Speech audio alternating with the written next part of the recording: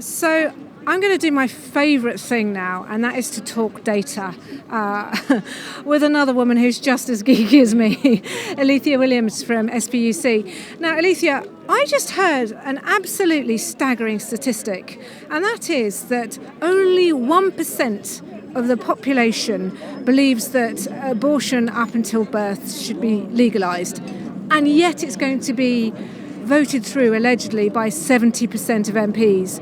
Now, this isn't what women want, is it? It's not what the general public want. No, it's not. I mean, that was polling from a few years ago, and we've had more recent polling that, again, shows very small percentages of people wanting abortion up to birth. And then we had 46% support a reduction in the time limit, 29% think it should remain the same. So people are not wanting an upping of the limits. If anything, they think it ought to go down. And I think it does show how out of touch parliamentarians are. You know, they just kind of listen to the abortion lobby, say, oh, you know, we must stop these prosecutions, but they're not listening to what the public wants, and they're not thinking about what it really means. You know, abortion up to birth, you know, horrendous. And this was not, if I'm right, this was not on a single party manifesto, was it? No, I don't think it was, no. So where has this come from? I mean, the abortion lobby have been trying on this for a long time. I mean, you'll remember there were similar amendments before the election, which only got well, they weren't defeated, but they weren't debated because of the election. And Diana Johnson had been trying to do this for years and years. We had several private members' bills. So it's coming from that. But the kind of recent push, it's actually really cynical, because the abortion lobby pushed for this policy that we have now, where abortion pills are sent in the post to women without proper checks. And as any idiot could have told you from the beginning, and we did say it loud and clear, we said this will cause trouble. This will mean that women take the pills over the limit. You know, not everyone's sure of how far along they are, or people are desperate and they don't care how far along they are. And Well, yeah, I mean, I was noting that in some of my pregnancies, I've had bleeding at a very early stage, and I think often women have, in early stage pregnancy, have a bleeding and they think that they've lost the baby. Yeah, so there's just all sorts of reasons why women might be taking the pills later than they're supposed to.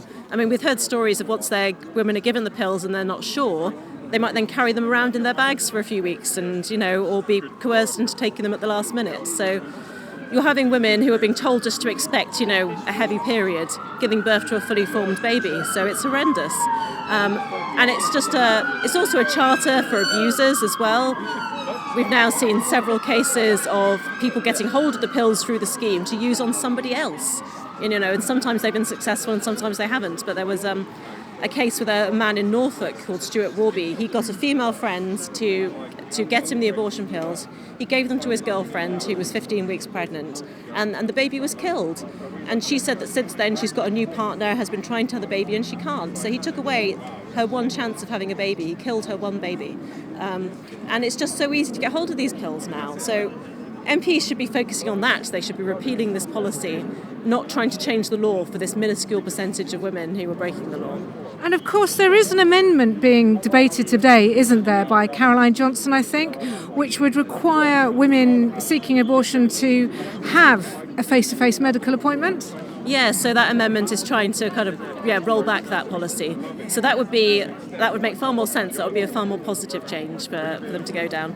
And from your point of view at SPUC as a pro-life advocacy organisation, is it worth really giving MPs a hard time about this issue? Say, for example, we know where Stella Creasy's view is. We know where Diana Johnson's views is.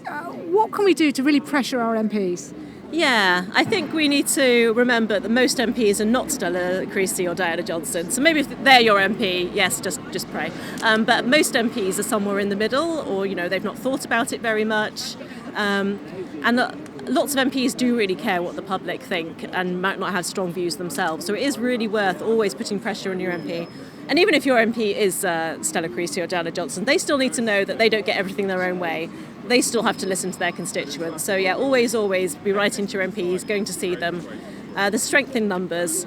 And actually, we know not that many people actually do contact their MPs, and those who do, it's mostly over like, oh, the potholes or, you know, something local, which is great. But so we do know that MPs really notice if they get a good number of letters on one subject, particularly if they're spontaneous. That's why I always really encourage people to write their own letters as well. Don't just use the templates. Use the template to help you, but write your own letter.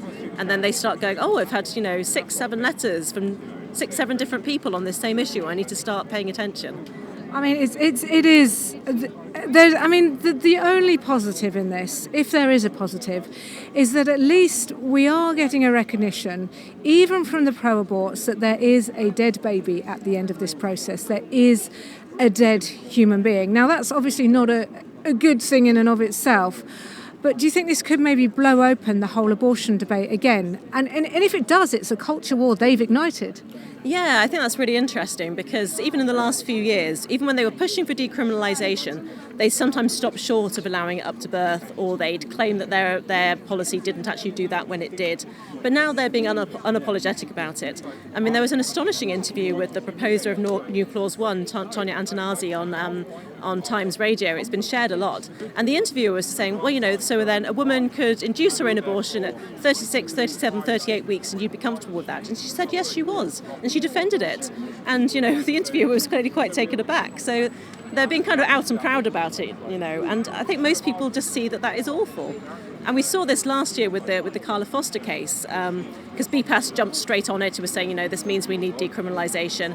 And I've never seen such a ratio on social media. No. It was astonishing. Everybody. I remember that. Yeah. Even feminists. I think the default position in the UK is, okay, we don't like abortion very much, but we definitely don't want it at this late stage. Yeah, definitely. I think we have to remember that most people are somewhere in the middle. So there's those of us that oppose it completely, and there are those who kind of, I suppose, logically think it's fine in any circumstance. But most people think a line needs to be drawn somewhere, and they might think it's about right now or it should be a bit less, but hardly anybody wants abortion up to birth. It's just obvious, you can see a pregnant woman at that, you can see where the baby is. Unthinkable. Thank you so much, Alithea. Thank you.